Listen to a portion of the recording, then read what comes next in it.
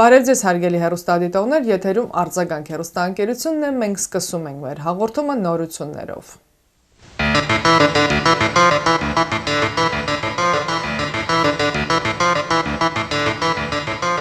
Եվրախորհրդարանի Հարավային Կովկասի հետ հարաբերությունների պատվիրակության ղեկավար Մարինա Կալյուռանդը, Հայաստանի հարցով հիմնական զեկուցող Անդրեյ Կոկաչևը եւ Ադրբեջանի հարցով հիմնական զեկուցող Ժելյանա Զովկոն համատեղ կոչով դիմել են Ադրբեջանին, պահանջելով անհապաղ ազատ արձակել բոլոր հայ գերիներին։ 44 օրյա պատերազմից հետո Ադրբեջանում դեռ հայ ռազմագերիներ եւ քաղաքացիական անձիկ կան։ Նրանց հստակ թվի մասին տվյալներ չկան։ Ըստ Ալիևի, Ադրբեջանում ռազմագերիներ չկան, դրանք ահաբեկիչներ եւ դիվերսանտներ են։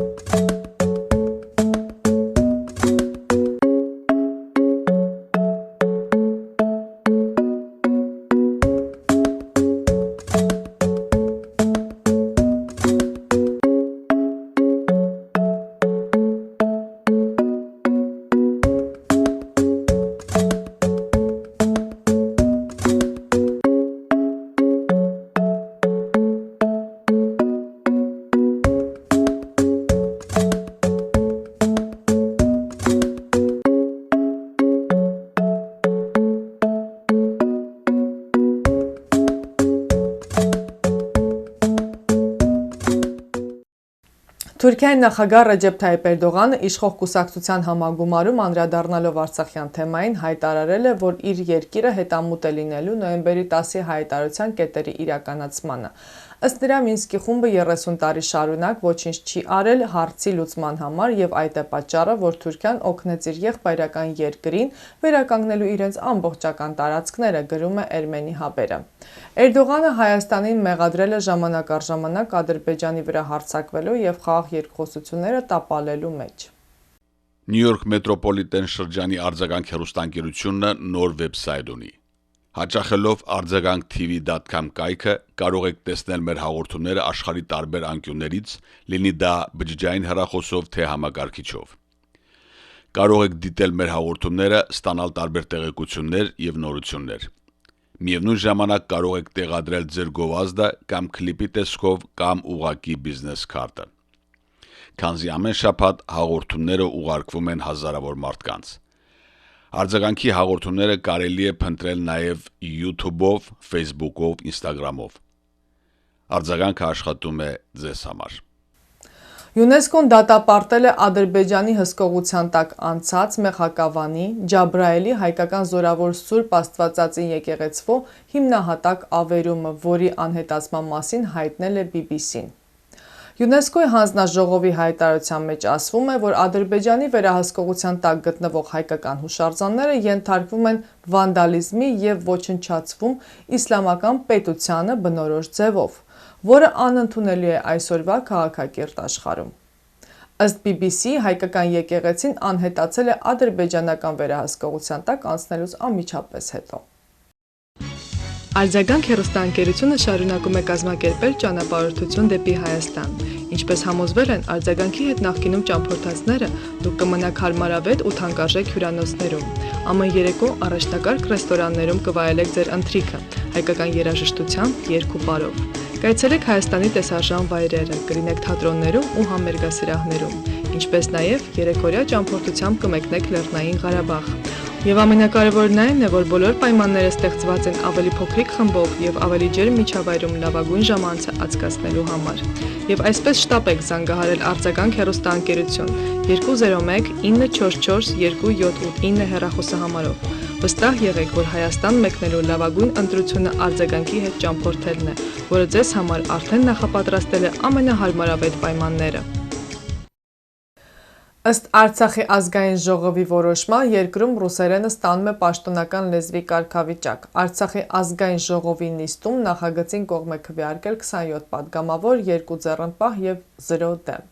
Օրինագիծը ներկայացվել էր պատգամավորների նախաձեռնությամբ։ Հայերենը շարունակելու է պահպանվել որպես Արցախի Հանրապետության պետական լեզու։ Ռուսերենը հայերենին զուգահեռ պաշտոնական լեզվի կարգավիճակ է ստանում, որը ի դեպ շատ տրամաբանական է այս օրերին։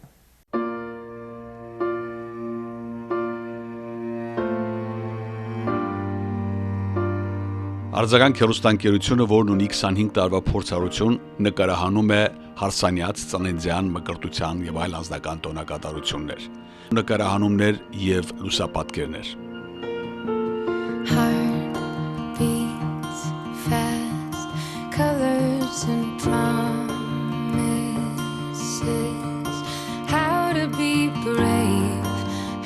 Վերջին 2 տարում մեր նկարահանումները համարվել են լավագույններից Միացյալ Նահանգներում։ Այցելելով մեր կայքը կտեսնեք ժամանակակից հնարքներով ստեղծագործական գեղեցիկ աշխատանքներ։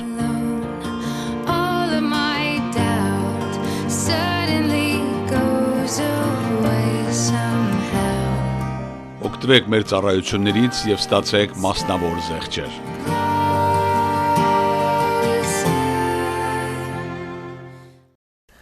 Ամերիկայի Միացյալ Նահանգների Օհայո նահանգի Օքսֆորդ քաղաքի ղեկավարությունը ճանաչել է Արցախի անկախությունը։ Արցախի ճանաչման մասին բանաձևը ընդունվել է այս տարվա փետրվարի 2-ին Օքսֆորդի Մայամիի համալսարանի ամերիկահայ ուսանողներ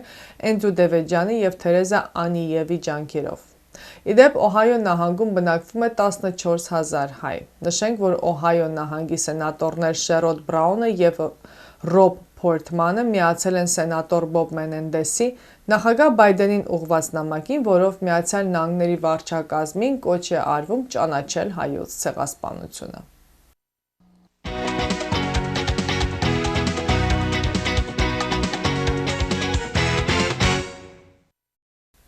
Հարգելի բարեկամներ, շարունակում ենք մեր հաղորդումը, եթերում Արձագանք հեռուստաընկերությունն է։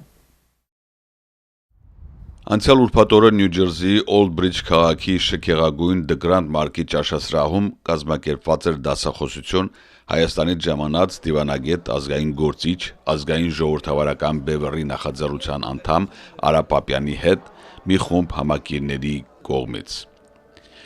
Չնայած այն հանգամանքին, որ Միացյալ Նահանգների արևելյան շրջանում վերջին 1 տարում որևէ հայկական ձեռնարկ չէր կազմակերպված կորոնավիրուսի պատճառով, այնուամենայնիվ բավականին հայրենիքի հոգսերով մտահոգ մարդ էր հավաքվել երկրի ներկա եւ ապագա խնդիրները քննարկելու համար։ Հյուրասիրությունից հետո երեկույթը բացման խոսքով սկսեց նախաձեռնության անդամ Վարդան Հակոբյանը։ Այնուհետև ելույթով հանդես եկավ դեսպան Արա Պապյանը։ Ես Միացյալ Նահանգներում մարտի 6-ից եմ սկզբից եկա Լոս Անջելես եւ այնտեղ հիմնական իմ նպատակն էր համայնքի հետ տարբեր ձևաչափով հանդիպումներ, սկսած անհատական, վերջացած փոքր խմբեր եւ մեծ խմբեր, անգամ մենք մարտ 16-ին հանրահավաք արեցինք այդ ձևերով շփվել եւ հարցերին պատասխանել, ինչպես նաեւ մեր դիրքորոշումը ցույց տալ։ Մասնավորապես մարտի 16-ի դիրքորոշումը բնականաբար վերաբերում էր այդ տխրահարճակ 1921 թվականին ստորագրված ռուս-թուրքական կամ Քեմալա բոլշևիկյան Մոսկվայի պայմանագրին, գիտեք, զուգահեռաբար Երևանում եւս ազգային ժողովրդավարական բևեռը հանրահավաքել կազմակերպում։ Պիտի ասեմ, որ երկու քաղաքում աշխարհում տեղի ունեցավ այդ օրը բողոքի ցույց, մեկը Երևանն էր, մյուսը Միացյալ Նահանգների Լոս Անջելես քաղաքը, որը շատ կարևոր եմ համարում, ինչու են կարևոր համարում,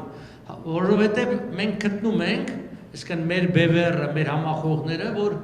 Միացյալ Նահանգները բացառիկ կարևոր դեր պիտի ունենան մեր երկրի ապագայի մեջ, մենք շատ հույսեր ենք կապում այս հարաբերություններին, կկարողանանք իրականացնել թե ոչ, դա ուրիշ հարց է, միասին կքննարկենք, բայց մենք կարծում ենք, որ չգիտեմ, ցավոք սրտի այլընտրանք չունենք։ Նայենք այսօր ինչ է կատարվում Հարավային Կովկասում, որտեղ շատերը մեզ մեղադրում են, ասում են, որ բևեռը հակառուսական դիրքորոշում ունի։ Մենք չունենք հակառուսական դիրքորոշում։ Մենք մի կառույց ենք, պիտի նշեմ, վերկուսակցական համախումբ է, որը Հայաստանի մտահոգ քաղաքացիներ, հասարակական գործիչներ, զինվորական գործիչներ է միավորել։ Ինչու՞։ Որովհետև մենք տեսնում ենք, որ աշխարհաքաղաքական լրջագույն փոփոխություններ են այսօր տեղի ունենում Հարավային Կովկասում, Այն է Ռուսաստանը նահանջի մեջ է։ Ռուսաստանը հանձնում է հարավային Կովկասը։ Քայլ առ քայլ, մաս առ մաս, մենք տեսանք, որ երկու համաձայնության հիման վրա Թուրքիան առաջին անգամ 300 տարվա ընթացքում ռազմական ներկայություն ապահովեց Աղդամի եւ Ստեփանակերտի միջև, մենք տեսնում ենք, որ մարտի 16-ի առիթով ինչպիսի սիրառատ խոստումներ ասվեց հատկապես Ռուսաստանի կողմից Թուրքիային եւ միանշանակ նշվեց, որ Թուրքիան ստրատեգիական գործընկեր է Ռուսաստանի համար։ Հիմա այս իրավիճակում Հայաստանը հայտնվում է խիստ խոցելի դրության մեջ, որտեղ 200 եւ ավել տարի մենք մեր հույսը անվտանգության հույսը կապել ենք Ռուսաստանի հետ։ Իսկ եթե Ռուսաստանը գնում է, Ռուսաստանը հանձնում է, ինչ պիտի անենք։ Հարց առաջին. կարող է Հայաստանի Հանրապետությունը միայնակ դիմակայել այն վտանգներին, մարտահրավերներին, որի առջև այսօր կանգնած ենք։ Այդ թվում ռազմական ու անվտանգային։ Հաստատ ոչ։ Չկա մեկը, որը կարող է ստապ մտածի ասի, որ մենք կարող ենք միայնակ Թուրքիայի եւ Ադրբեջանի, մինչեւ իսկ միայնակ Ադրբեջանի ռազմական այդ վտանգին դիմակայել։ Ուրեմն մեզ պետքա դաշնակից։ Հիմա, եթե մեր ավանդական դաշնակիցը փոխել է իր քաղաքականությունը, ընտրել է նոր դաշնակից, ուրեմն մենք պիտի նայենք աշխարհի քարտեզին եւ փորձել գտնել այլ դաշնակից։ Դաշնակիցը գտնում են ինչ ձևով, երկու չափորոշիչով։ Առաջին, այդ դաշնակիցը ի վիճակի է քեզ պաշտպանելու թե ոչ, երկրորդ, ուզում է պաշտպանել թե ոչ։ Երբ որ մենք առաջի կետով նայում ենք, այսինքն ի վիճակի է թե ոչ, աշխարհում մի երկիր կա, որ կարող է այդ նման խնդիր լուծել, դա Միացյալ Նահանգներն է։ Իսկն մեր ընտրությունը Միացյալ Նահանգներին պայմանավորված չի, որ մենք այսպես մի օր արթնացել ենք ու սկսենք սեր խոստանալ Միացյալ Նահանգներին։ Պարզապես մնացած երկրները, լինի Հնդկաստան, Չինաստան, Իրան, չունեն այդ ռազմական կարողությունը, չունեն այդ փորձը, չունեն այդ քաղաքական նկարտումները։ Հիմա հարց երկրորդ. կարողություն ունի Միացյալ Նահանգները, իսկ ունի քաղաքական կամք նման խնդիրներ լուծելու։ Այս արդեն ավելի լուրջ հարց է եւ մեր բոլորիս մասնակցությունը այդ հարցի պատասխանին կարևոր է։ Ես եկել եմ նաեւ այդ խնդիրները առաջ քաշելու, արծարծելու համար եւ հայ համայնքի հետ բացատրելու այս ընտրության կարևորությունը եւ կասեի ճակատագրական լինելը եւ ամերիկացի պաշտոնյաների հետ։ Այս անգամ ինձ հաջողվել է հանդիպումներ ունենալ պետքարտուղարության գործող եւ արդեն հանգստի կոչված բավականին բարձրաստիճան պաշտոնյաների հետ, ինչպես նաև think tank-ների, այսինքն վերլուծական կենտրոնների հետ։ Բավականին ազդեցիկ, այսինքն լրջագույն մարդիկ, անուններ չեմ տալիս, որովհետև հանդիպումների մեծ մասը եղել է այսպես տետատետ փակ հանդիպումներ, չեմ ասում գաղտնի հանդիպումներ են, բայց նման հանդիպումները առանձնապես չեն լուսաբանվում։ Իրենց փոխանցել ենք մեր անհանգստությունները կապված մեր երկրի ճակատագրի հետ, փորձել ենք հասկանանք իրենց դիրքորոշումը, եւ ես կարող եմ ընդհանուր բնութագրել, որ այսպես կարող եմ ասել ես չափավոր լավատես եմ։ Լավատես եմ, որովհետեւ նկատել եմ հետաքրքրություն իրենց կողմից,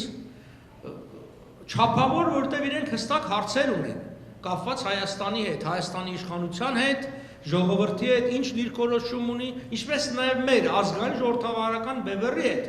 այսինքն ինչ ազդեցություն մենք ունենք Հայաստանի հասարակական քաղաքական կյանքի վրա։ Դրա համար հիմա այսպես օգտվելով առիթից ասեմ, որ եթե հունիս 20-ին պիտի տեղի ունենա ընտրություններ, այո դուք զրկված եք, շատերդ Հայաստանի քաղաքացիությունն եք, բայց զրկված եք քվեարկելու իրավունքից, այդուհանդերձ ունեք ազգականներ, բարեկամներ Հայաստանում, փորձեք, համոզեք, որ քվեն տան ազգային ժողովրդավարական բևեռին։ Եթե դուք ուզում եք, որպիսի իլրումն այն նախկինին ինչ որ կա, Միացյալ Նահանգների աջակցությունը ստանա, որտեղ շատ պարզ է իրենց այսպես մեսիջը, իրանց բառով ասած ուղերձը։ Իրանք ուզում են տեսնել այդ գաղափարը, ինչ աջակցություն ունի ժողովրդի մեջ։ Արդյոք դա միայն, այսինքն մի խումբ ինչ որ մարդիկ, չգիտեմ, նախկին դեսպաններ, զինվորականներ հավաքվել են եւ որոշել են, թե ժողովուրդը եւս, որովհետեւ ապրելով Միացյալ Նահանգներում դուք երևի լավ գիտեք իրենց քաղաքականությունը, որ ամերիկացիք սիրում են, որ դու մի գոնե կես քայլ պիտի անես իրենց, որովհետեւ իրենք մի քայլ քեզ պատասխանեն։ իրենք այդպես մեծ երկիր աշխարհի հզորագույն երկիրն է, ինքը առաջինը չի անելու, որպեսզի չմեղադրվի տարբեր բաների մեջ, չի անելու, որպեսզի ուրիշները օրինակ չվերցնեն եւ չի անելու, որովհետեւ առանձնապես մեծ շահեր չունի։ Հիմա որոնք են այն շահերը, որը մենք կարող ենք Միացյալ Նահանգներին, այսպես մեր տարածաշրջանով հետաքրքրել։ Առաջինը ես կարծում եմ աշխարհաքաղաքական շահերն են, որ այսօր Ռուսաստանի եւ Թուրքիայի նկատմամբ մենք տեսնում ենք, որ Միացյալ Նահանգները ունեն բավականին կոշտ դիրքորոշում։ Նայեք Բայդենի վերջի հայտարարությունները, պետքարտուղարի հայտարարությունները, դիրքորոշումները դա հստակ է։ Այսինքն, ինչքան այդ ազդեցությունը փոքրացվի, այնքան Միացյալ Նահանգների շահերից է բխում։ Հիմա բնականաբար Հարավային Կովկասը կարևորագույն շրջաններից է։ Վերջի հայտարարությունների մեջ Հարավային Կովկասը մշտապես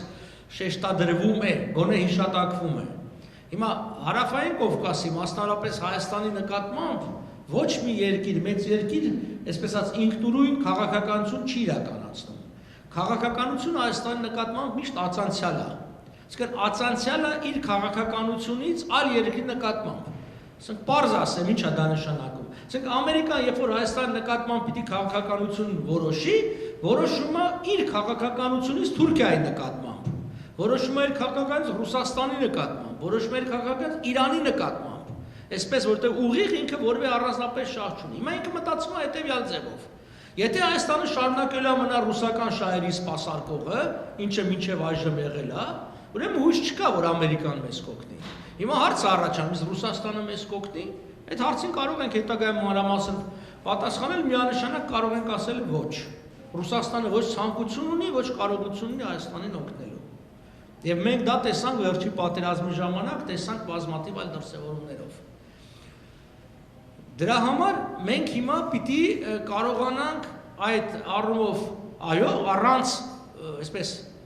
բացահայտորեն ընդդիմանալու Ռուսաստանին, մենք ասել ենք, մեզ մեղադրում են, ասում են, դուք ասում եք ռուսական բազան թող վեր գնա, մենք նման բան չենք ասել։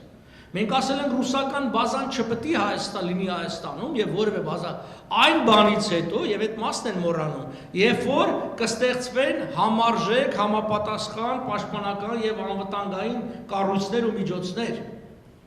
Այդ երկրորդ մասը մոռանում են։ Բնական է, եթե մենք կարողանանք ստեղծենք նման իրավիճակ, ինչու մի որևէ օտար երկրի ռազմաբազա պետք է լինի Հայաստանում, որի նկատմամբ մենք վստահություն չունենք։ Մենք օրինակ հիմա չգիտենք այդ բազան, եթե Թուրքիան հարձակվում է Հայաստանի վրա, ինչ անելու, պաշտպանելու է մեզ, կրակելու է թիկունքից մեզ, 3 օր ուշանալու է, մենք ընդհանրապես չգիտենք։ Օրինակ Ղարաբաղի հարցում պարզ էր, որ իրանք պարզապես Երևանի լեզվով ասած գցեցին մեզ։ Տարիներ շարունակ խոստանալով, այո, մենք զենք ենք ծախում, բայց թույլ չենք տա, որ պատերազմ լինի, այդ զենքը ձեր դեմ օգտագործվի, մենք տեսանք ինչ եղավ։ Այն 5000 երիտասարդի արյունը այդ խոստման վրա է,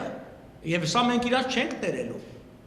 Հասկանում եք, այս ամբողջ երկնքից չի ինգե, որ մարդիկ ասում են, այ եկան այդ 2000 քառակուսի կիլոմետրը փրկեցին, այո, բայց ով հրահարեց, Լավրովի պլանը հո Սորոսը չի գրել, ասում են Սորոսն է մեղավ, Լավրովի պլանը Լավրովն է գրել։ Հասկանում եք, սա է իրականությունը, որն է Ռուսաստանի շահը, ընդհանրապես հարավային, ռազմական ներկայությունն է։ Բնականաբար անել ամեն ինչ, որպեսզի դու ստիպված լինես ընդունել մի ծրագիր, որին դեմ էր։ Բնական է, որ քեզ կանգնացնում են թուրքական յաթաղանի եւ ռուսական սապոգի ընտրության առաջ, դու միշտ էլ սապոգն ես ընտրում։ Բնական վիճակ է, որտեղ կյանքը թանկ բան է։ Բայց ով է քեզ կանգնացնում նման ընտրության առաջ։ Հենց այդ նույն սապոգի տերը։ Այ հիմա էլ Հայաստանում ինչ է տեղի ունենում Սյունիքում։ Այսինքն դիմաց ընտրությունները առիթով պիտի ստեղծել անկախական, այսպես ասենք, ինքնուրույն ինքնիշխան պետության տրամադրություններ ոնց է արվում։ Հրահարում են թուրքերին, թուրքերը բանական զորքերի կուտակուտներ են անում, անընդհատ սպառնալիք են ստեղծում, բնական է ժողովուրդն ասում է դե լավ, հիմա երկիր չունենք, գոնե ապահով ապրենք ռուսի ստվերի տակ։ Բայց այդ բանը ակնհայտ է, չէ՞ որ ինքն է ստեղծում։ Այ դրա համար է մենք պիտի դուրս գանք այս ռուս-թուրքական երկության դաշտից, որ մեզ անընդհատ այդ դաշտի մեջ են։ 100 տարի առաջ գուցե եւ ուրիշ էր վիճակ, այն որ ասում անգլիական նավերը չեն կարող բարձրանալ հայկական լեռները, ճիշտ էր։ Գոյություն ունի ռազմական տերմինաբանություն power projection, այսինքն երբ որ դու կարող ես որոշակի տարածության վրա զորք տեղափոխել, զենք տեղափոխել, ռազմական ուժ ներկայացնես։ 100 տարի, 200 տարի առաջ դա հնարավոր չէր։ Այսօր դա հնարավոր է։ Այսօր դա ուրեմն այսօր բացի այդ երկու երկրներից կան այլ խաղացողներ։ Հիմա Եվրոմիությունը չունի բավարար ռազմական ուժ եւ բավարար ռազմական ինքնուրույնություն։ Դրա համար էլ եկան կանգնեցինք Միացյալ Նահանգների վրա։ Եվ այստեղ շատ կարևոր է հայկական լոբիստական խմբերի գործունեությունը, հայ համայնքի ձեր բոլորի, որտեղ իմ բոլոր հանդիպումների ժամանակ ես որ ամերիկացի պաշտոնյաներին Վաշինգտոնում հանդիպում էի, իմ այսպես ասած ուղերձը հետևյալն էր. այո, ցեղասպանությունը կարևոր է ճանաչումը, the recognition is important, but the prevention is more important. Այսինքն այսօր ցեղասպանության կանխարգելման հարցն է կարևորը մեզ։ Ճանաչելը իր հերթին կարևոր է, բայց որն է ավելի կարևոր։ Իհարկե կանխարգելումը։ Եկեք հասկանանք մի բան, որ սա օդային խոսակցություն չի։ Այսինքն եթե ռազմական բախում ալնում Հայաստանի եւ Թուրքիայի միջև, որը չի բացառվում եւ շատ հավանական, հա, եւ մենք չենք ունենում դաշնակից, դա ցեղասպանության նման մի բան ալնում։ Երևանի փողոցներում շատ դժվար ալնելու կռվել թուրքական տանկերի դեմ, հասկանում եք, կամ նրանց բայրակդարների դեմ։ Եվ որևէ մեկը թող դա չհամարի, որ հնարավոր չի։ Ոնց որ ասում են հնարավոր չի, որ հարձակվեն բանի վրա, Ղարաբաղի վրա, բան, ոնց հնարավոր եղավ։ Հիմա մարդիկ դիմել են դատարան, ասում են 50-ից 800 միլիարդ դոլարի հայրեբես փող են պարտ, որտեղ չարաշահել են Ղարաբաղը օգտագործել են, փողը չեք կարող տալ, Սյունիքով կվճարվեք, Սյունիքն ու Գյոբչան, Սևանը կտակ այդ պարտքի դիմաց։ Գտնում են ձևական արդարացում, սկսում են պատերազմը։ Հիմա հարց եմ տալի, այդ դեպքում մեզ ով է պաշտպանելու։ Մենք երբ որ հաստատենք չենք կարող։ Այ հիմա գալիս ենք էլի նրան, եկեք ուրեմն փորձենք, էլ եմ ասում փորձենք, շատ հավանական է։ Մենք այսօր ունենք օբյեկտիվ եւ սուբյեկտիվ իրավիճակ, որ Միացյալ Նահանգները կարող է Հայաստանին պաշտպանի։ Ես ասեցի, մեկը որ ռուս-թուրքական Ռուսաստանի եւ Թուրքիայի դեմ առանձին Ամերիկան որոշակի լարված հարաբերություններ ունի եւ տեսնում ենք։ Մեկը դա է։ Մյուսը այն է, որ այս նույն ցեղասպանության ճանաչումը բավականին մոտեցել են եւ եթե իսկապես Բայդենը դա արտասանի, դա մի քայլ եւս կլինի, որ մենք կարողանանք ասած prevention-ը, կանխարգելման հարցը բարձրացնենք։ Եվ կա նաեւ ուրիշ հարց, որով ես երկար տարիներ զբաղվել եմ, էտել ենք փորձում արծարծել, դա ամերիկյան պարտավորություններն է հայ ժողովրդի եւ Հայաստանի նկատմամբ, մասնավորապես Woodrow Wilson-ի իրավարար վճիռը, որը եւս շատ կարեւոր հարց է։ Ես մի դեսպանետ էի ամերիկյան խոսում, ես ոնց ասած, մի գաղտնիքը բացենք սահմանների մասին, ես ասեցի դուք ինչ սահմանի մասին եք խոսում։ Ասես դե ինչ սահման է, սովետական սահմանները։ Ասեմ, բայց դա անօրինական սահմաններ է, չէ՞։ Օրինական սահմանը Ուիլսոնի սահմանն է։ Դե ասենց գլուխն է թափահարում, ասում եմ, որ մենք դիմենք դատարան, ո՞րն անելու Ամերիկայի դիրքորոշումը։ Իրանք խոսում են, երբ որ ասում են սահման, սովետական սահմանները։ Ասում են, it's a tricky question։ Արդեն ինքը չի կարող հստակորեն ասի ոչ, որտեղ եթե դատական որոշում է կայացվում, որ Ուիլսոնի իրավարար վճիռ ուժի մեջ է եւ դա, ասում է, law of the land, այս երկիրը բան օրենք է, Ամերիկան այն երկիրը չի որ ասած թքած ունեմ այդ օրենքի վրա, ես իմ շահ էսպես անեմ, ստիպված պիտի ինչ-որ մի ձևով հարմարվի։ Ուրեմն նաեւ ունենք իրավական այդ դաշտը։ Առնվազն ունենք տարբեր հիմքեր, որի շուրջ կարող ենք քաղաքականություն իրականացնել։ Սա լավ է թե վատ, ես ասեմ, սա միակն է։ Պարզապես միակն է, չի կարող լինի լավ ու վատ մի բան, որը միակն է։ Նորից եմ կրկնում, միակն է։ Եթե օրինակ Ռուսաստանը լիներ 19-րդ դարի Ռուսաստանը եւ շարունակեր իր քաղաքականությունը, որ նպատակն է դուրս գար միջերկրական ծով, Բոսֆոր Դարդանել գրավել, մենք էլ կլինենք իր ձեռքին գործիք, հերթական անգամ մեր անունով իր ճանապարհը կբացեինք, ծերը հետ էլ մենք կօգտվեինք, ասենք դե լավ է, հիմա այդ գրավումա մենք էլ ազատագրվում ենք բան։ Հիմա ակնհայտ է, չէ՞ Ռուսաստանը այդ քաղաքականությունը չունի։ Ոչ միայն չունի, չի կարող ունենա։ Այսօր Թուրքիան շատ ավելի ռազմականապես ուժեղ երկիր է, քան Ռուսաստանը, եկեք այս մի բանը հասկանանք։ Հանեք ատոմային ռումբերը եւ ռուսական բանակը ոչինչ է։ Южный военный округ իրանց բան չի ներկայացնում։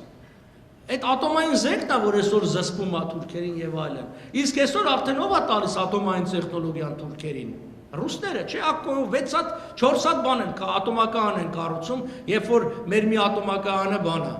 ասացին փող չունենք մի ատոմակայանի համար տանք։ Հիմա գիտեք, ատոմակայանը փակվելու է 140 օր, մենք չգիտենք Հայաստանը ընդհանրապես հոսանք կունենա, թե հովարային անջատումների գիրկն ենք հայտնվելու եւ նման լրջագույն խնդիրներ կա։ Իր ելույթից հետո ներկաների բոլոր հարցերին պատասխանեց դեսպան Պապյանը, որն էլ մասնակին ներկայացնում ենք ձեր ուշադրությանը։ Նախ ուզում եմ ասեմ, մենք մի հստակ ծրագիր կամ կարգավիճակ ենք առաջադրում հիմա Միացյալ Նահանգներին, որ փորձում ենք այդ կարգավիճակով իրավական հիմք ստեղծել հարաբերությունների, դա կոչվում է Major Non-NATO Ally of the United States։ Միացյալ Նահանգների ՆԱՏՕ-ի ոչ անդամ հիմնական դաշնակից այդ կարգավիճակն է, որը ունեն 18 երկիր ներկայումս՝ Հարավային Կորեա, Ճապոնիա, Բահրեյն, Թունիս, Թայլանդ, Բրազիլ, Իսրայել եւ այլն։ Հիմա ինչ կլինի պայմանները։ Մենք պիտի հստակ ասենք մենք ինչ ենք ակնկալում, այսինքն մենք նման դաշնակցային կարգավիճակ ենք ակնկալում, որը նշանակում է անպայման չէ ռազմական ներկայություն Հայաստանի մեջ, բայց բնականաբար Միացյալ Նահանգները կարծում եմ, որ պիտի ուզենան եւ դա բնական է, որ Հայաստանի վրա այլ երկրների ազդեցությունը, մասնավորապես ռուսական ազդեցությունը լինի ավելի պակաս, որը ինքնըստինքյան իրենց հիմնական կարծում ենք շահը դա պիտի լինի։ Ուղղակի պահանջներ չի դրվի մեր առջև, օրինակի համար ես կարծում եմ, գոնե այն պահը, քանի դեռ որևէ փաստաթուղթ չի ստորագրվել, օրինակ ռուսական ռազմաբազայի կարգավիճակի փոփոխություն եւ նման բան, մենք ինքներս այդ հարցը բարձրացնում ենք, ասեմ ոչ թե այն առումով, որ ռազմաբազայի հեռացում Հայաստանից, ինչպես շատերը փորձում են, այլ կարգավիճակի փոփոխություն մենք հասկանում ենք ռազմական ծախսերի փոխանցում Ռուսաստանը։ Երևի քչերդ գիտեք, որ ռուսական ռազմաբազայի ծախսերի 62%-ը Հայաստանում իրականացնում է Հայաստանի Հանրապետությունը։ Այսինքն աշխարհում չլսված մի բան, որ այսինքն քո երկրում ռազմաբազա են դնում, փոխանակ վճարեն դրա համար դեռ մի բան էլ դու ես վճարում։ Այդ ձև բան անում է օկուպացիոն բանակի նկատմամբ։ Ուրիշ բան չի լինում։ Այ կարծում եմ, որ նման հարցերը կդրվեն հստակեցնելու վիճակը Միացյալ Նահանգների հետ, եթե մեզ հաջողվի այդ non-NATO ալայի կարգավիճակը ստանալ, դրանով այդտեղ հստակ օրենսդրորեն հնարավոր է։ Ինչու են կարծում, որ այդ ճիշտ ուղղությունն է, որովհետև մեր տարածաշրջանում ՆԱՏՕ-ի նկատմամբ կա որոշակի արդարացված եւ չարդարացված վախ եւ հարևանների կողմից էլ դա պակաս ընդունելի է, իսկ որպես non-NATO ալայ դա ավելի ընդունելի տարբերական, նորից եմ կրկնում, առանց ռազմական տեղակայման, որովհետև նման կարգավիճակ արդեն կզսպի Թուրքիային Հայաստանի նկատմամբ գործողություններ անելուց։ Ուրեմն մենք գալիս ենք նրան, ինչ որ ես այս քանի օր անդադ ասում եմ, ներդրում արեք պետակաշինության մեջ, այն որ ասում են nation building, այստեղ այդ nation բառը է, պետականաշինության, որտեղ ձեր բոլոր մյուս ներդրումները ջրագից, կոյուղագից, դպրոց, մանկապարտեզ այդ կորելու են, ինչպես կորել են հիմա,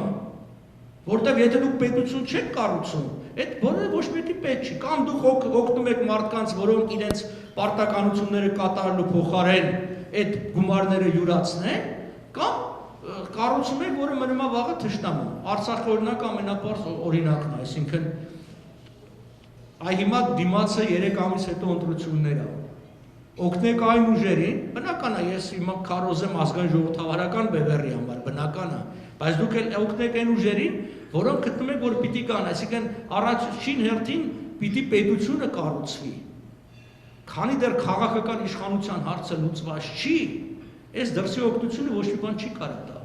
Որտեվ ասենք 10 միլիոն, միջինը 10 միլիոն դոլար հավաքում Հայաստան հիմնադրամը, դա ընդամենը 10%-ն է պարգևավճարների մեկ տարվա։ Այսինքն եթե դուք ունես նորմալ կառավարում,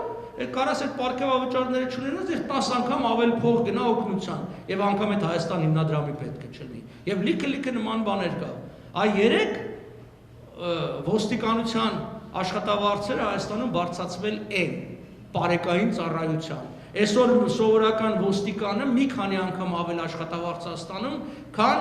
դոկտոր պրոֆեսորները։ Այս այն հարցի պատասխանը, որ գիտությունը ինչ վիճակը, մենք ունենք պոտենցիալ, պոտենցիալ կներեք, եթե մենք այսօր գիտության վրա տարեկան մեր բյուջեն 26,000 միլիոն է, իսկ մի բայրակդարը 30 միլիոն դոլար է։ Ինչ կարաս անես այդ գումարով, ոչ մի բան։ Էդի հազիվ ջերուցման վարձերը մուծես այդ շենքերի, մի քիչ էլ, այսինքն պահակի աշխատավարձ տաս բան անես։ Հայաստանում գիտությունը ապրում է երկու բանի վրա՝ մարդկանց անձնվեր նվիրումի, որոնք մարդիկ պատրաստ են գործ անել, եւ դրսից ինչ-որ օգնությունների, միտեղ ինչ-որ մի հատ գրանտ կպցնեն, միտեղ ինչ-որ մի հատ Սփյուռքայի ամոզեն փող տան, միտեղ, չգիտեմ, մի հատ Մոսկվայի մեծը հարուստ է, բայց պետական ֆինանսավորում մենք չունենք լուրջ եւ առ այսօր չունենք։ Իմիջիալոց ասեմ, որ դա էլի է կրճատվում։ Այսինքն երկու ոլորտ կա, որ մեր մոտ էս տարի բյուջեն ավելանում է, դա ոստիկանությունն է եւ մեկ էլ բանի, պետական ծախսը, ասենք պարլամենտ եւ այլն։ Մնացած բոլոր ոլորտները, ներառյալ բանակը կրճատվում է, բանակի ծախսերը եւ գիտությունը։ Այդ չկա ֆինանսավորում, չկա ոչինչ։ Այսօր գիտությունը շատ թանկ հաճույք է, չի կարող առանց ներդրումների, մասնավորապես օրինակի համար մեր մոտ գիտեք միջուկային ֆիզիկան ինչ զարգացած էր եւ այլն։ Ամեն մի փորձարկումը բան է, հիմա մենք ինչ ուղղությամբ պիտի զարգանա։ Բնական է, ես կարամ ասեմ բանը, պիտի զարգանա մի լավ բան կա, knowledge based, գիտելիքահեն, հայերեն այդպես է թարգմանում, բայց դրա համար պիտի համապատասխան կառույցներ լինի։ Այսօր մենք դա պատրաստ չենք։ Այսօր մենք ունենք հրատապ խնդիրներ լուծելու։ Մենք ունենք պաշտպանական խնդիրներ լուծելու, որը մենք պիտի լուծենք երկու ճանապարհով։ Մեկը ես արդեն խոսեցի, դաշնակիցներ գտնելու միջոցով, իսկ մյուսը հսկայական ինչ-որ կարանք միջոցներ ուղղորդելու,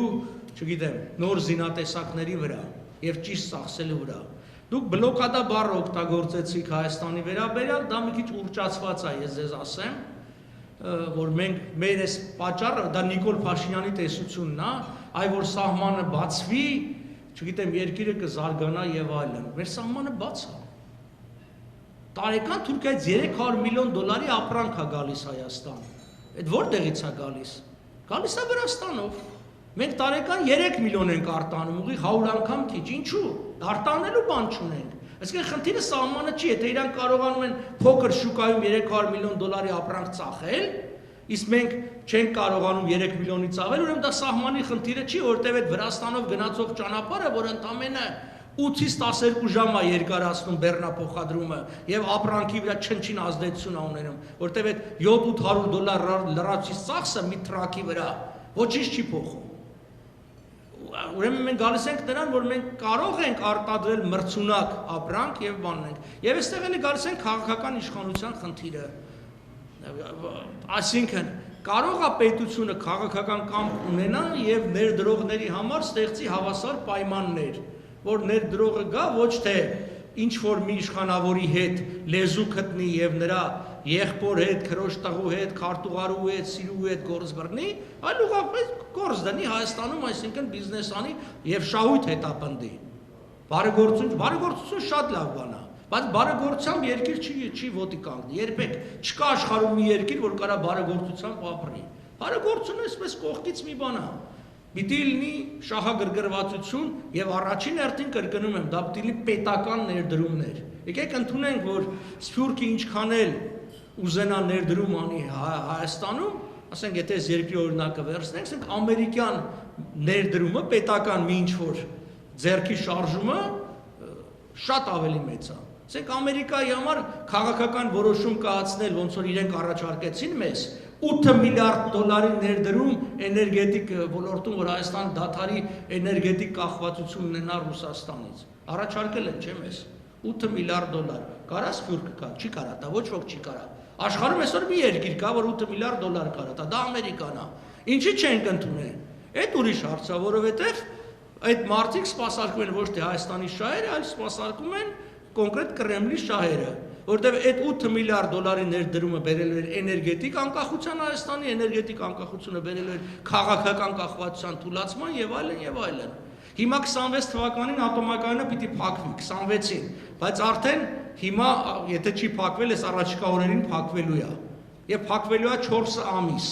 Դրանից հետո կբացվի, մենք չգիտենք, կբացվի թե չէ։ Հայաստանում 1 կիլովատ ժամը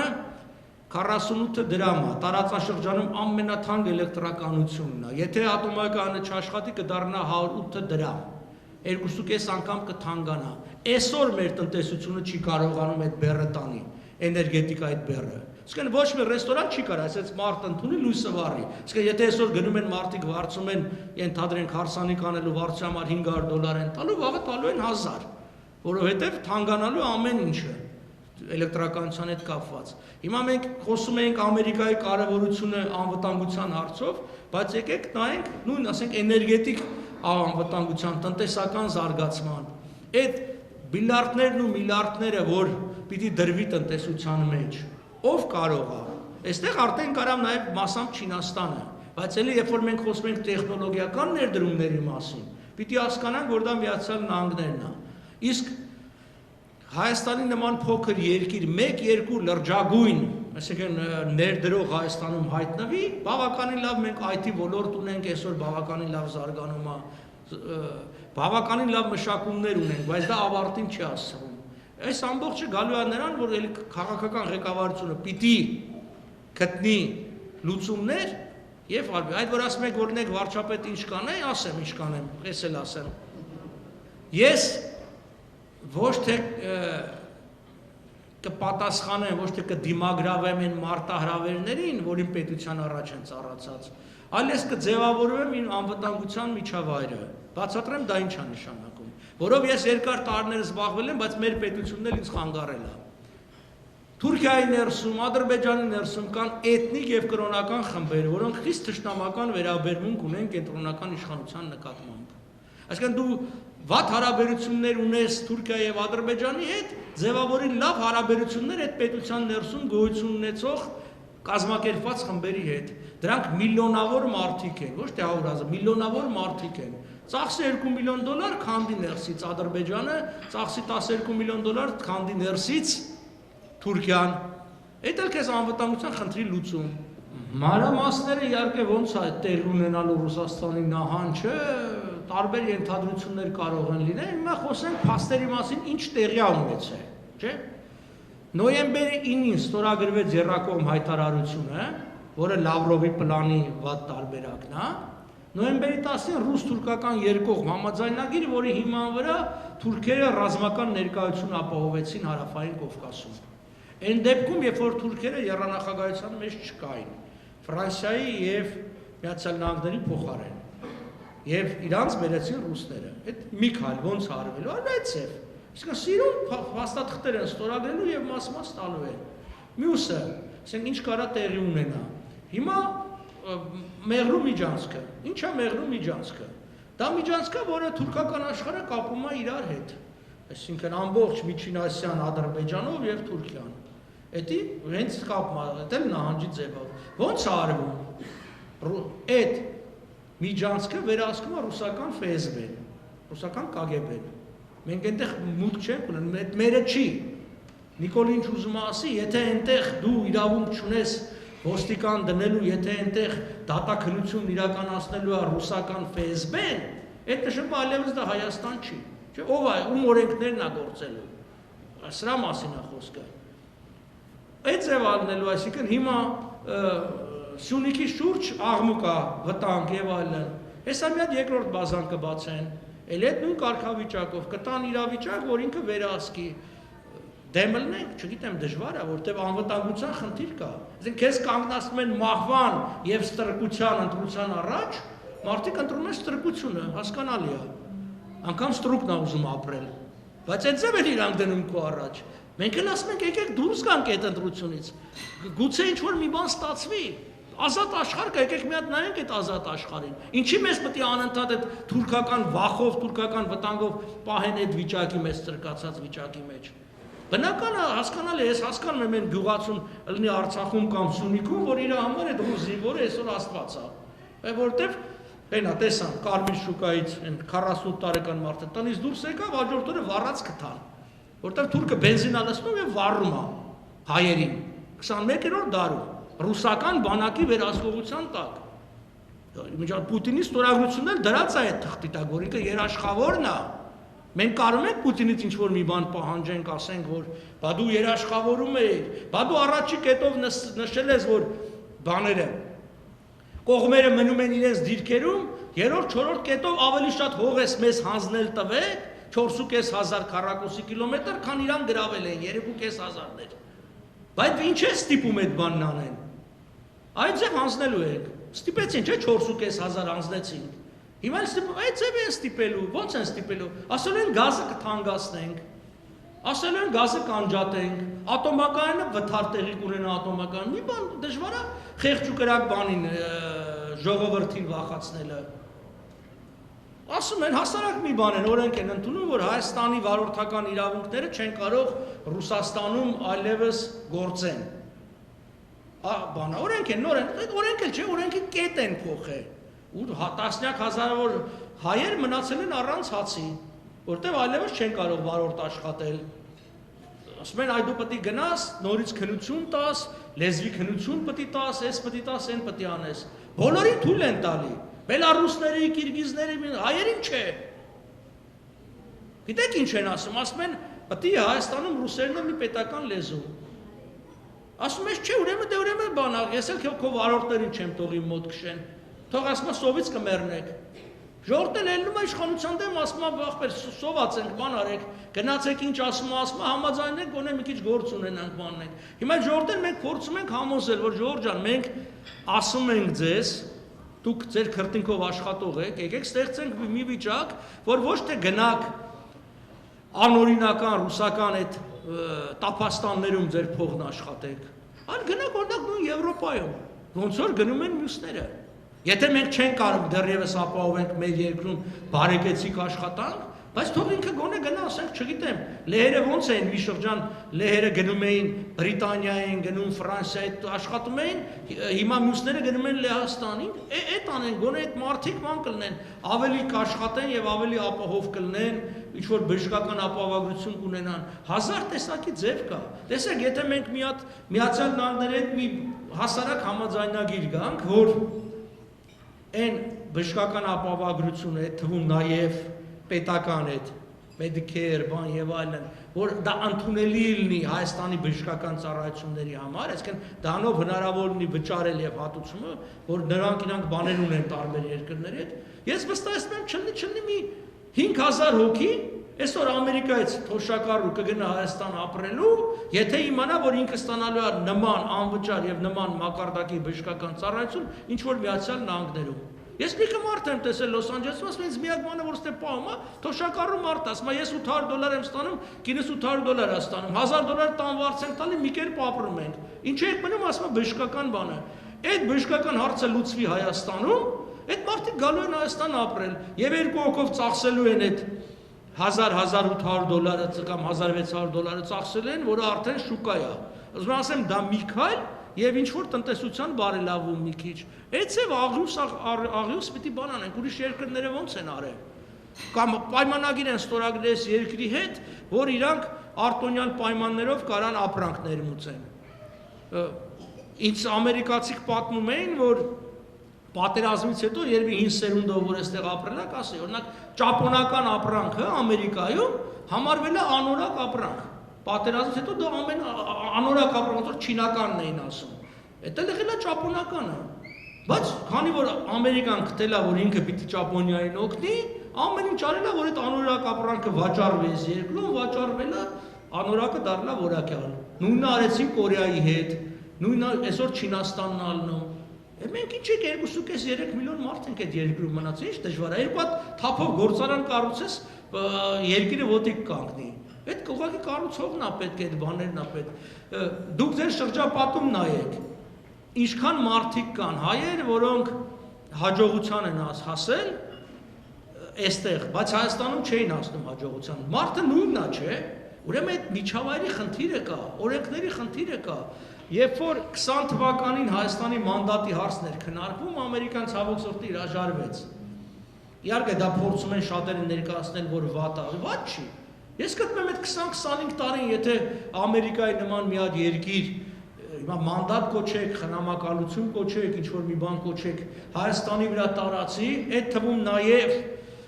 ներքին կառավարմանը օգնի, այսինքն իրավապահ համակարգը, այսինքն օգնի, չգիտեմ, մյուսը կայանա, թողել այդ անցումային շրջանում ոտի կանգնենք, ինչը դա էլ ամերիկյան շահերից էլ է բխում, որտեղ ամերիկացիների համար շատ պարզ է, ինչքան երկրները ծաղկում, դեմոկրատական զարգացած, այնքան իր համար լավ, շատ պարզից բան է, եւ իր համար թանկ չի նստելու։ Այդ success story-ն իրան պետք է մեր միջին արևելքում։ Մենք էլ դառնանք այդ առավել եւս կրկնում եմ, Ամերիկան մեր երկրի նկատմամբ ունի գրավոր պարտավորություններ, ստորագրած եւ կնքած։ Դա էլ այդ հարցն էլ պիտի բարձրացնենք, որ դրանից չկարողանան խուսափել։ Դուք ստորագրել եք, որ այս հողերը մերն է։ Դուք պետք է անեք, դե լավ, այսօր չեք գտնում, այն որ ասում են Թուրքիայի լավ եք։ Դե լավ, դրա փոխարեն եկեք հələ մի քիչ օգնեք տնտեսությունը ոտի կանգնի, եկեք օգնեք, որ պատերազմ չլինի Թուրքիայի հետ, եկեք այս հարցերով օգնեք, երկիրը ոտի կանգնի եւ մինչեւ մյուս հարցերը։ Քայլ առ քայլ այդ խնդիրները լուծելիք են։ Սա մի փաստաթուղթ է,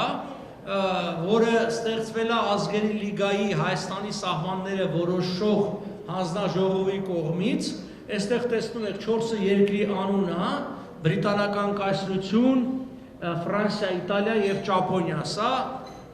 Ազգերի լիգայի խորհրդի 4 անդամ երկրներն են, այսինքն այսօրվա դրանց համարժեք բանը անվտանգության խորհուրդն է։ Այո, դա ստեղծել է հատուկ հանձնաժողով սահմանների որոշման վերաբերյալ Հայաստանի Հանրապետության։ Այս այդ քարտեզն է, որը կից է այդ զեկույցին։ Սա մեծ քարտեզն է, որ տեսնեք, այստեղ օրինակ վերևը տեսնում եք, մեջտեղը վերևը դա Բաթումի պետության խնդիրն է, աչի վրա գանք ավելի աչը։ Սա սահմանն է Ղարաբաղի մասով։ Եթե դուք տեսնում եք, այս է, սա Լեռնային Ղարաբաղն է, սա էլ Դաշտային Ղարաբաղն է։ Այսինքն անգամ այն ժամանակ, երբ որ մենք վերահսկում էինք այդ 12,500 քառակուսի կիլոմետրը, մենք եւս Հայաստանին պատկանող 12,000 քառակուսի կիլոմետր ունեինք առանց Նախիջևանի, որը հայկական հայաստանյան տարածք է, բայց Ադրբեջանի իշխանության ներքո։ Խոսացինք սրա մասին, չխոսացինք, Ադրբեջանի ամբողջ իրավունքը ինչի վրա է խարսխված 21 թվականի Կավ բյուրոյի այդ հուլիսի 5-ի որոշման, որը կուսակցական որոշում է եւ անօրինական է։ Գնացինք դատարան գոնե խորհրդատվական կարծիք հայցելու դրա վերաբերյալ։ Չգնացինք, այսինքն մենք հասարակ բաներ կա, որ չենք արել, որի դառը պտուղները այսօր մենք խաղում ենք։ Շատ հեշտ անելիք խնդիրներ էին, մեծ խնդիրներ չէին, կարելի էր անել, ինչու չենք արել, չգիտեմ, չեմ կարող ասեմ ինչու չենք արել, առաջարկներ եղել են, գոնե իմ կողմից եղել է եւ Ռոբերտ Քոչարյանի եւ Սերժ Սարգսյանի անձնական այսպես բաներով, Նիկոլ Փաշինյանն էլ գրել եմ, այսինքն էլի ոչ մի արձագանք չի եղել, մի երկու անգամ։ Այնպես որ չենք արել այսօր բանսա, բայց այս փաստաթուղթը հետաքրքիր փաստաթուղթ է, ուզում եմ ասեմ, կա, ամեն ինչը կա, նոր բան չի։ Այնպես որ այստեղ քանի որ դրել ենք մի երկու քարտեզ էլ ցույց տամ, սա էլ Ուլսենյան քարտեզն է, այն դեղինը որ տեսնում եք, դեղին դա ծովից ծով Հայաստանի գաղափարն է, ծովից ծով Հայաստանի գաղափարը դա ամերիկյան ձևակերպում է, դա հայեր հետ կապ չունի։ Armenia from sea to sea, դա Ուլսենի ձևակերպումն է Աստվածաշնչից, կարծեմ 137-րդ Սաղմոսից է այդ տողերը ծովից մինչև ծով, եւ քանի որ պիտի Հայաստանը լիներ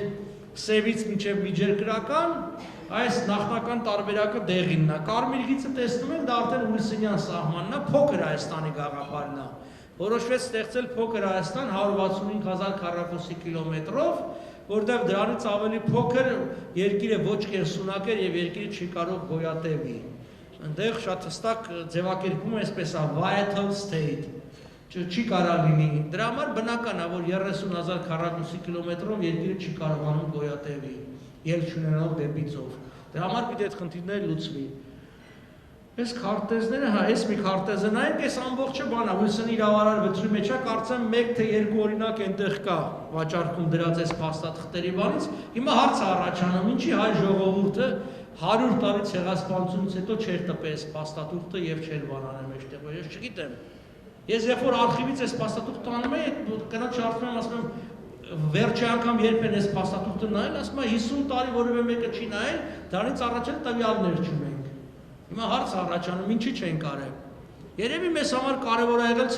ցույց տալ աշխարհին, որ մեզ ջարդել ու կոտորել են, բայց որ մենք իրավունքներն ենք, այդ չենք խոսացել։ Այստեղ ինչով է այս քարտեզը հետաքրքիր, այդ Ուլսենյան սահմանները որ կան, դրանից հարավ դուք տեսնում եք Քրդստանը։ Ըստ Սևրի պայմանագրի 62-րդ հոդվածի Քրդստանի հյուսիսային սահմանը դա Հայաստանի Հանրապետության հարավային սահմանն է, որ նշանակում է ուշ թե շուտ քրդերը ստեղծելու են իրենց պետությունը, ուշ թե շուտ հայկական հարցը նորից ավերակենդանանալու եւ Հայաստանի Հանրապետության սահմանների հարցը մեջտեղ գալու։ Կկարողանանք տեր կանգնել մեր իրավունքներին, երբ որ այդ հարցը նորից կախում կունենամ, ինչ արած կլինենք մինչեւ այդ եւ ինչ ուժ կունենանք դա անելու։ Այդ թվում ուժ ասած ես միայն ռազմական նկատի չունեմ, քաղաքական, տնտեսական, իրավական ինչ ինքեր ստեղծած կլինենք։ Այսօրվա վիճակով ոնց որ թե առանձնապես այս ուղղությամբ բան չեն կարել։ Բանը, այս քարտեզներ։ Հա, սա էլ բանն է։ Այս տարի մի բացառիկ բան տեղի ունեցավ, ուրեմն, գիտեք, անցյալ տարի Սևրի պայմանագրի եւ Ուիլսոնի իրավարար վճռի 100-ամյակներն էին։ Դե բնական է Հայաստանի իշխանությունները դա անտեսեցին, ինձ հաջողվեց խորամանկությամբ պետական, պաշտոնական, եթե դուք տենք հայփոստի, սա առաջի դեպքն է, բացառիկ դեպք է, որ Հայաստանի Հանրապետությունը տպեց պաշտոնական նամականիշ այս քարտը, որի վրա Սևրի պայմանագիրն է, նայեք այդ բանը, քարտեզը, իրավարար վճռի քարտեզն է, Ուիլսոն եւ այլն, ընդամենը տպվել է 500 օրինակ, բանը շնորհանդես տեղի չունեցավ, սրանից կարծեմ հիմա մնացել է 17 հատ այնտեղ պիտի լինի կամ չի լինի, էս է։ Մնացել դա ինքը բավականին թանկարժեք բան է, էլի, որովհետեւ սա առաջի դեպքն է, որ Հայաստանի Հանրապետությունը պաշտոնապես ամրագրել է իր սահմանները որպես այդպիսին այդ հավարա։ Ճիշտ է, շատ դժվարությամբ է եղել, բայց ստացվել է այս բանը։ Այսքանը, հա, այս բանն է։ 47 թվականից հայտնի Լևոն Զավենի նկարը։ Տեսեք, հայերը երբ որ ՄԱԿ-ը ստեղծվեց, այս այդ ժամանակ այս նկարը դրվել։ Հայերը այն ժամանակ զբաղվում էին հողային պահանջատիրությամբ։ 65 թվականին կհիշեք, ովքեր որ հայաստանցի են մեծ են, ցույցերի ժամանակ հիմնական կարգախոսն ինչ է եղել։ Հողերը։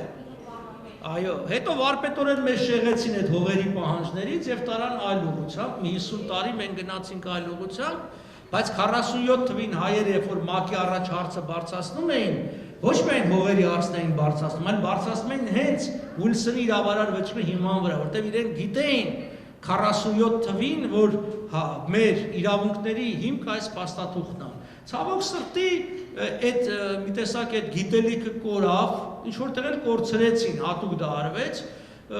իսկ հիմա պիտի, քանի որ Հայաստանի Հանրապետությունը, եթե մենք վերադառնանք ազգային ժողովրդավարական բևեռի այն հիմնադրույթին, որ առաջի հանրապետության իրավահաջորդն է, հետևաբար այս հարցերը մենք բարձրացնելու ենք։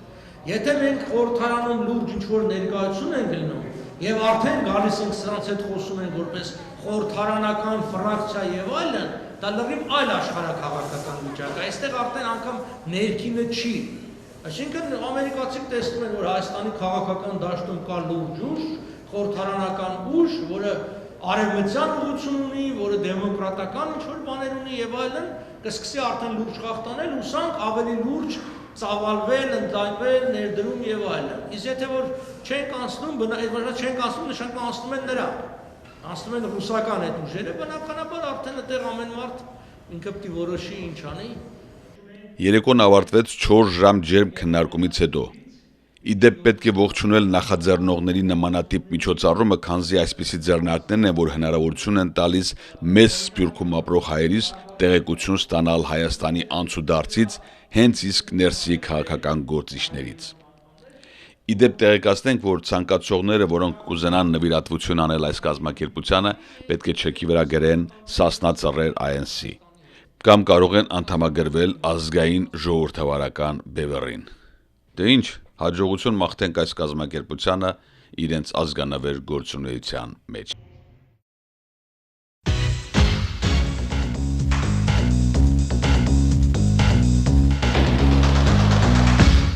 Արձագանք հեռուստաընկերությունը ձեզ է առաջարկում իր բազմապիսի ծառայությունները, պատրաստել վիդեոկլիպներ արվեստագետների, երգիչ երաժիշտների, մասնավոր բիզնեսների համար, որով կարող եք գովազդել ձեր գործունեությունը տարբեր տեղերում։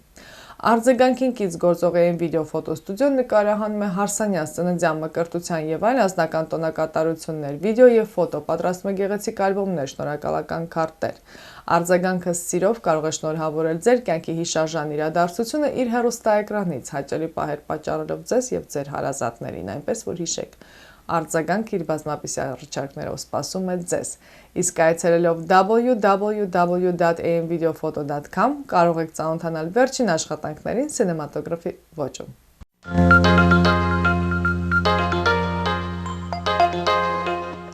Այսքանով ամփոփում ենք մեր հաղորդումը, ամբողջական հաղորդումը կարող եք դիտել www.արձագանktv.com կայքում։ Կհանդիպենք հաջորդ շաբաթ։